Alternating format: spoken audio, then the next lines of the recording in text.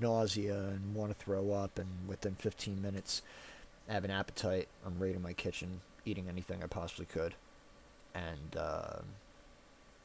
even now, I weighed like 152 pounds and got food poisoning, lost about 16, 17 pounds, and now weighed myself yesterday and I weighed 150 pounds. And it's all from this stuff, this guy right here. Yep, that stuff there. This guy right here, you know. It seriously, I personally don't give a shit what your belief is on it. I'm here to tell you that it works. There is a use for it medically, and the fact that the states that aren't on board with it feel it's a gateway drug, and we're going to have a nation of stoners if we legalize it. If we don't have lax laws like some in California, these doctors that you got a hangnail and you get your card, whereas New Jersey, who's one of the newest states to implement this law, you have to have a legitimate heart, like AIDS, cancer, multiple sclerosis, cystic fibrosis, a debilitating disease or ailment that you something like marijuana or cannabinoid oil or a derivative that comes from the cannabis sativa plant. Uh, and there's so many different derivatives that come from the plant that you don't have to smoke it in order to have the benefits. I personally enjoy smoking. I've been smoking since I was 13 years old. Um, it's pretty much the only thing that I've done. I'm not going to deny or not deny that I've done other things, but marijuana's been consistently my main vice since I got introduced to it when I was in 8th grade. Um, and having parents that were socially acceptable of what I was doing, and I got to talk, just do it on weekends, and don't go outside doing it, and stuff like that. They were the type that preferred I smoked a joint than drink a beer, and to this day, my mom and dad does they fully support anything that I'm doing that improves my situation, and it's a goddamn shame that a lot of people frown upon people that feel that way, or people that believe in what uh, alternative medicines, whether it's marijuana or something else, what it could do for somebody. And I'm here to tell you that it's helped me immensely. I'd probably be dead without it, or I'd look like death eating soda crackers, look like someone that just walked out of Auschwitz. You know, it's the only way I eat. It's the only way I keep my appetite. It's the only way I keep food down. Hate me for it. I don't give a shit. I will be smoking until I'm on my deathbed, and smoke will be coming out of my nose as I take my last breath. You can mark my words on that. The only other thing that kind of comes with the territory is pain medication, and that's something that I tried not taking this fourth go around with pancreatic cancer. I tried not to take it. I'm on fentanyl patches.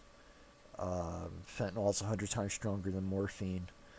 And let me tell you something, when I don't have one of those patches or I'm starting to run out of the patch and I gotta put a new one on, I feel like one of those, heroin addicts trying to go through withdrawal, to kick the habit, and it sucks. It really sucks.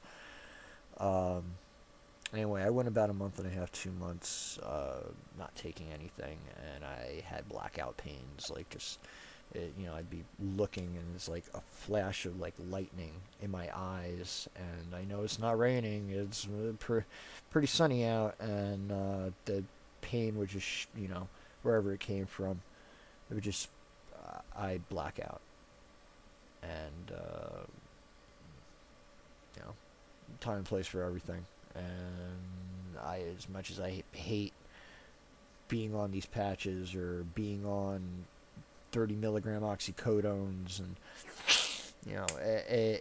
it fucking sucks. Like, I know how it changes my mood and my attitude, and I get really short with people. I you know kind of outspoken when I'm on them, and I'll admit that sometimes instead of just taking the one every 4 hours that I'm supposed to take, I might take one and a half in that 4 hour period, and it I don't like it. I really um, I don't want to be on them, and it's, I don't know what else to say. I've seen people die from them. I've seen people get hooked on them, and just you know fabricate what what's going on with them when you're not naive or ignorant. You know what's going on, and they're just putting on a facade that you could see through, but maybe you don't want to say something to that person because of how they might react to it. Just got to let them make their own decisions. I've come to the realization that when you have someone who's doing something that they want to do and no one can tell them otherwise, it's at that point that you got to let them make their own decision, whether they're going to sink or swim. No, you can't make somebody do something they don't want to do. You can't make them change if they don't want to change. And it doesn't mean don't support those people or don't, be there for them when they need you. It just means that you have to let them be the adult that they are and understand that the choices that they're making are hurting themselves and other people. And luckily I haven't gotten to that point, thank God, but uh, I have my moments. Everybody does. And if you say you don't, you're fucking lying to whoever you're telling that to and yourself. And if that's what makes you sleep better at night, then fucking A, by all means, go for it, brother. But honestly, all you're doing is, you're lying to yourself. You're lying to others, and shouldn't you shouldn't do that. Terrible way to live. You're living a lie, and it's a pretty sad way to live, in my opinion. Uh, Anyway, I've got some pizza that is just getting fucking cold, and I want to eat it before I gotta stick it back on my pizza stone. Totally recommend for anybody that has a lot of, eats a lot of pizza and has leftover pizza. You want a good way. If you stick it in the microwave, you're un-American. And same for the people that put ketchup on their hot dogs. Sorry guys. Spicy mustard and kraut all the way. But if you eat a lot of pizza and you want to reheat it in the proper way, go get yourself a pizza stone. It costs like 10, $15, and trust me, you will thank me when you have that first slice of pizza after, a drunken night. You wake up and you want to have it. Unless you're one of those people that loves cold pizza, Throw that sucker right on that pizza stone, and I will tell you what, it will taste the same way it did when you got it fresh the night before, if you remember how it tasted then. Anyway, it's this Billy Ho, Pan Cancer Fighter, signing off. Check you guys out later. Find me on Twitter, Pan Cancer Fighter. That's PANCANCERFIGHTR. No ER. I can do 15 characters.